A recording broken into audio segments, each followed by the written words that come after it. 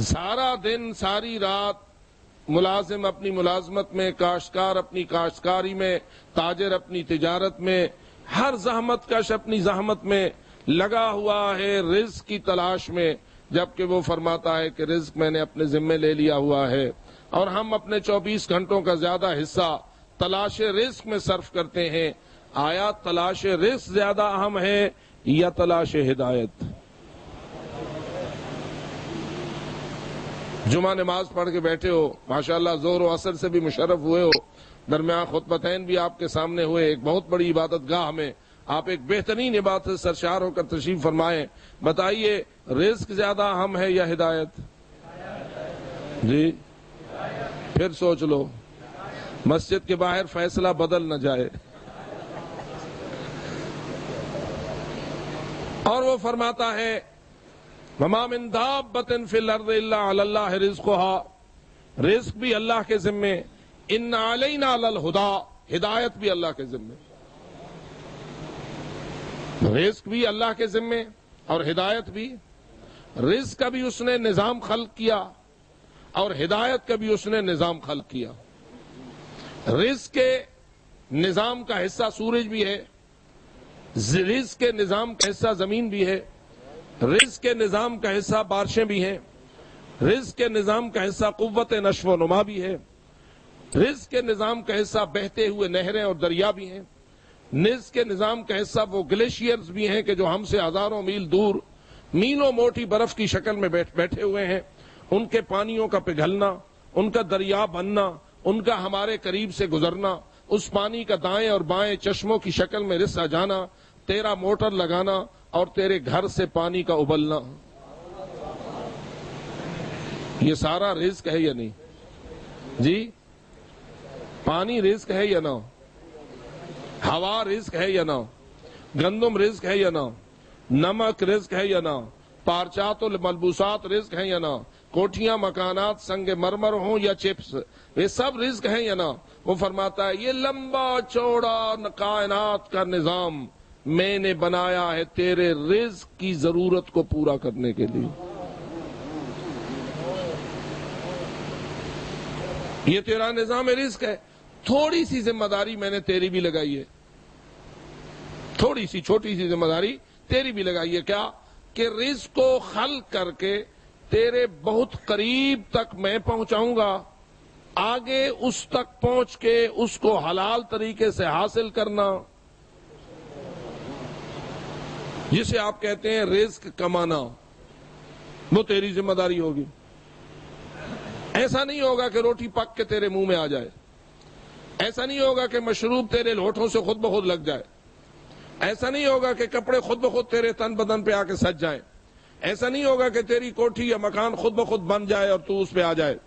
ایسا نہیں ہوگا۔ یہ سارا میٹیریل میں پیدا کروں گا، زمین میں قوت نشو و نما میں پیدا کروں گا، دانے تو ڈالے گا، ایک دانے کو 100 دانہ میں بناؤں گا۔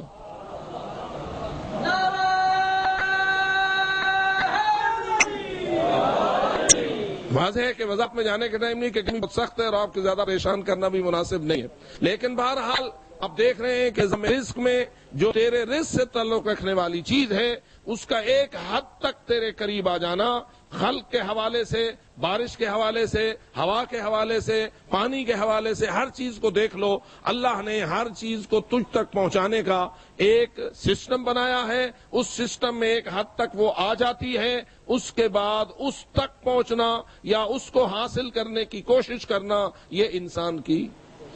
اپنی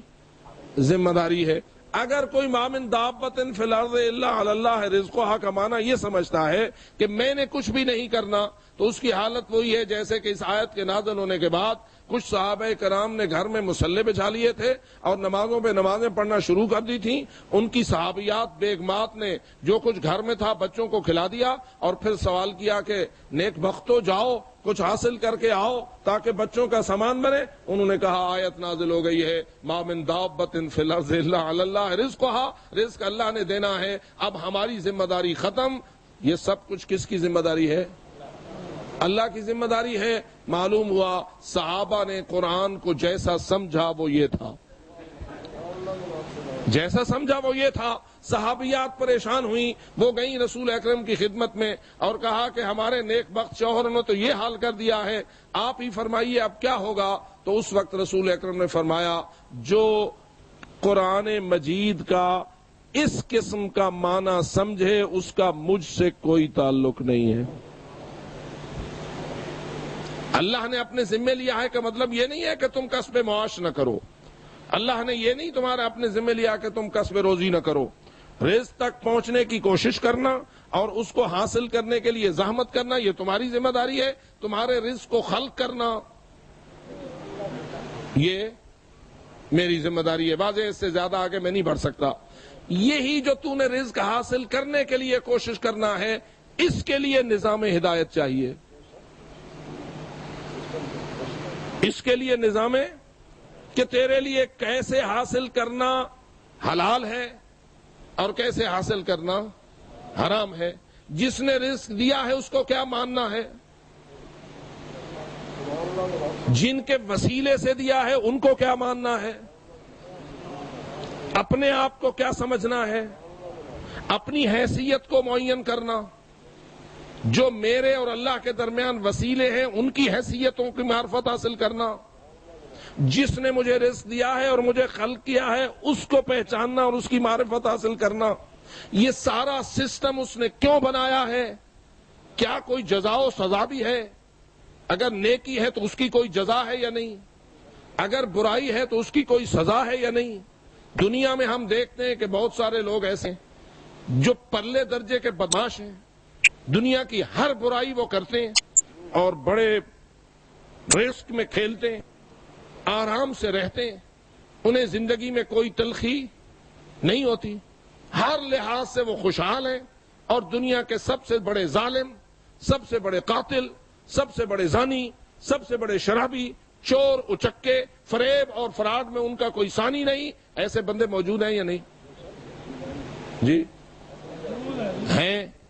ادھر ایسے لوگ بھی موجود ہیں جو اپر کلاس کے نیک ہیں، غریب پرور ہیں، یتیم پرور ہیں، ہر عبادت وہ کرتے ہیں، مخلوق کی خدمت کرتے ہیں، اچھے مزاج کے ہیں، سخی مزاج کے ہیں، شریف مزاج کے ہیں، حیا ان میں ہے، شرم ان میں ہے، کسی کو دکھاتے نہیں، کسی کو ستاتے نہیں، اپنا دیتے ہیں، کسی کا لیتے نہیں،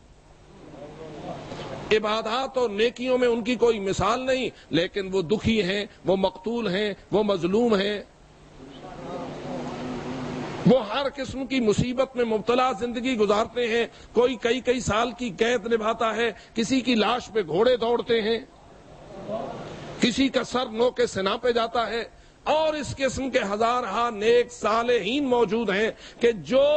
دکھ میں زندگی گزار گئے، اور کتنے ہاں بدماش موجود ہیں جو سکھ میں زندگی گزار گئے۔ تو کیا کوئی جزا و سزا کا دن نہیں ہونا چاہیے یا ہونا چاہیے؟ اگر ہونا چاہیے تو کون بتائے؟ اس کو نظام ہدایت کہتے ہیں۔ اس نظام ہدایت کی اہمیت تیرے نظام رزق سے بھی زیادہ ہے۔